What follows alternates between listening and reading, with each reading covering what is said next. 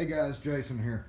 So I've had a few people ask to see my pick kit, so I figured I'd do a video and show you guys my pick kit.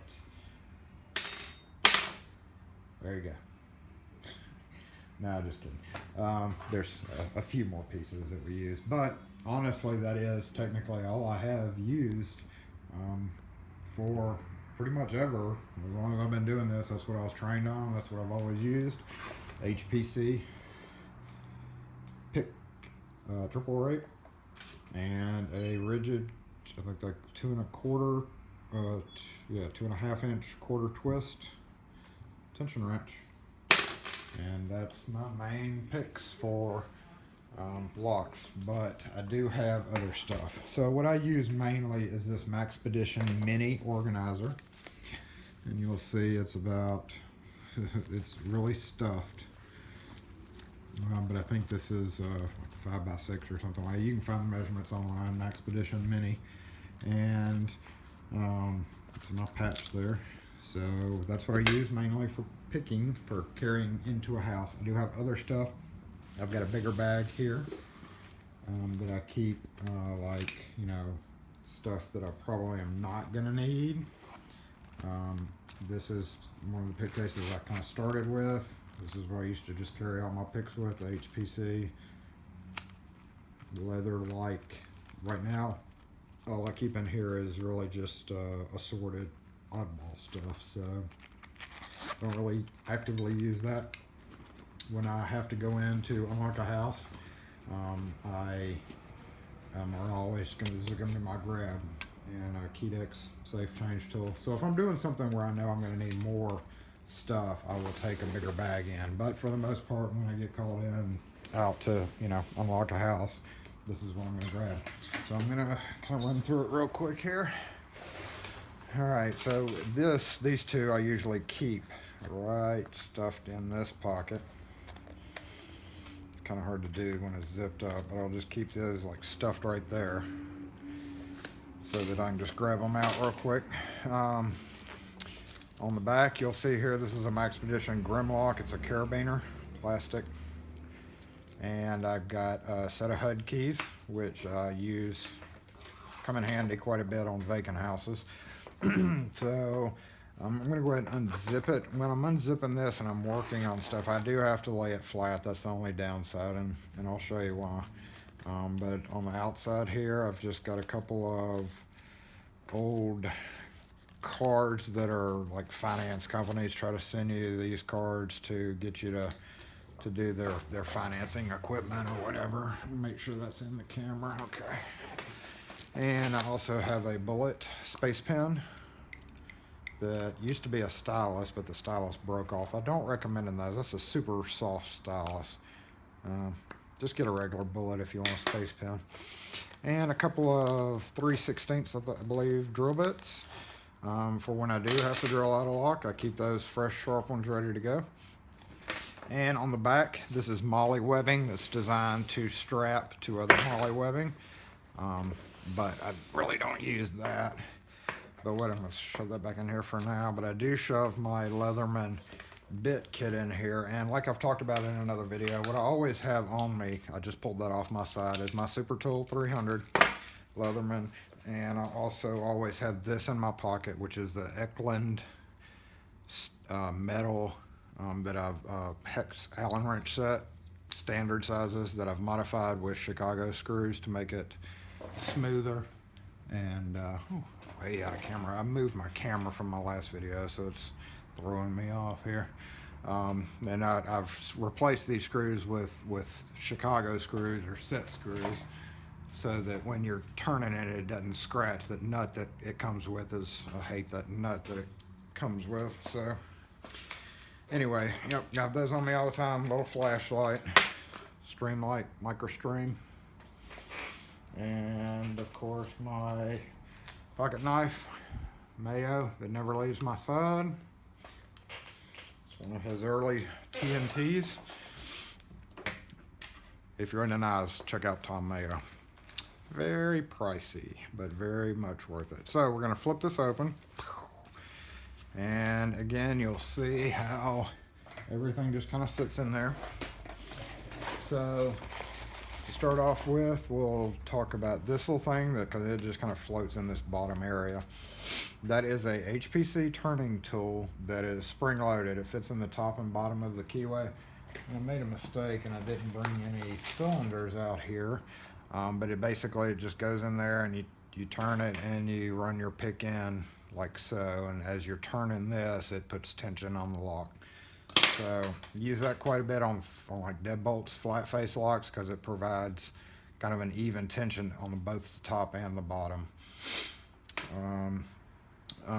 We've got Weiser and Schlage bump keys, quick set bump keys, and a wrestling bump key that usually stays with all the other various bump keys because this isn't a really common household one, but it is in my kit because I had a Rust-One RE46 that would absolutely not pick the other day on a panic device I was making keys for, so I ended up having to take it off and use that, and eventually it worked. It took forever with that. So see here we have an Eklund metric version of what I just had in my pocket, and I've also put in the Chicago or the 6 screws for that one. All right, now here is basically a bunch of manufacturer and specialty Allen wrenches, and they range from the quick set that's used for the newer style with the lever handles so that you can get to the lever handle. Got 2 different sizes of that. I've got Lori deadbolt wrenches, Schlage. All the silver ones are usually panic device. Like this takes the little tiny screws off that the cap goes over, or not panic device, but door closers. Like that takes the screw that holds the covers on. And these fit a variety of them as far as adjustments to the swing speed and the closing speed. So basically it's just a bunch of manufacturer specific Allen wrenches, and they just hold really good right there. And even so far as having shortened ones compared to normal. Now I can't remember what this little shorter one's for, but obviously it was short for a reason. And also being silver, it might be metric. So that goes to something specific. So I keep all those right there. All right, we have the little, of course, a scribe or a pointed object, stabby thing here to stab myself with mainly, or stuff. This is a pin vise with a little tiny drill bit. Use it for GM 10 cut to drill a hole in the top of the column and make it easier to pull the ignition out. We have a professional waiter's corkscrew for an emergency bottle of wine opening. All right, let's go to the other side. This is my, what I believe to be, I've never figured out the exact brand because it's not labeled, but I believe it to be a Rytan brand before they switched to plastic. It looks just like the new one with the plastic, but it's metal or aluminum. And this thing is about 20 something odd years old, and it's still going. And one of my other kits, that kit that I showed you here, if we look at it, if we go back to it, there is a blade in here, replacement to put in there. And I've never had to replace it, knock on wood. It's never broken on me. So it's a really tough for it to be 20 years old and no telling how many thousands and thousands of spins.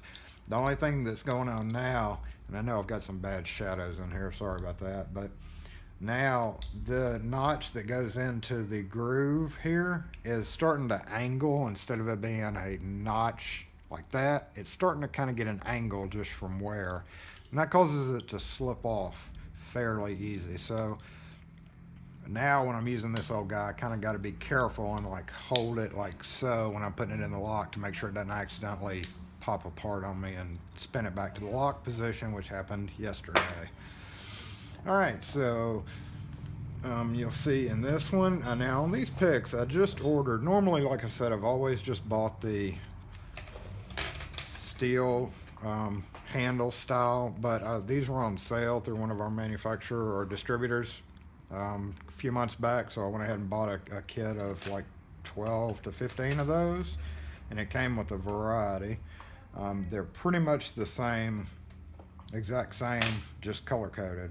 And You'll see here, I don't really use this one a lot, but I keep my rakes and a couple of spare turning tools, quarter twist, just like the other one. Some of them are sanded down a little bit for thinner keyways.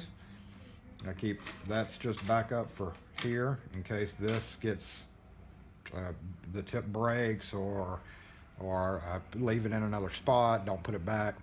I have those in as backup, and I actually have even more backup. But basically, this is not a, this isn't a 1, 2, 3 pick type thing. This is just to keep all my small tools in. So we've got a double-sided turning tool. I've got a kit that I got in a estate sale that's got a bunch of different patterns of these, and that's just a real thin, used for automotive locks, basically. And it's got a bunch of different profiles. I just grabbed one out at random and threw it in my kit because I don't use it a lot, but when I do have a need for it on, say, wafer locks or something, I can just run it in and turn it and be done.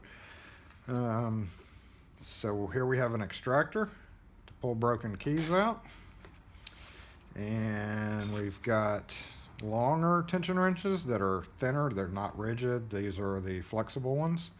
That is a longer one, and then a small one for like small padlocks, small pin tumbler padlocks. And a pair of tweezers. All right, in the back of that, we have another HPC kit, and I bought this basically because it fit there perfect. I was guessing it fit in there perfectly, and it did. So, but I keep my Sharpies, my sharps in here, my extractors that would normally poke a hole in there or just not stay. A couple of key extractors, and then some of the lock picks that came with it, which I don't really like using these types of picks because they don't have a handle. But I guess if I needed that profile, it would be in here. And another tension wrench in there. So basically I don't really go into that unless I need an extractor.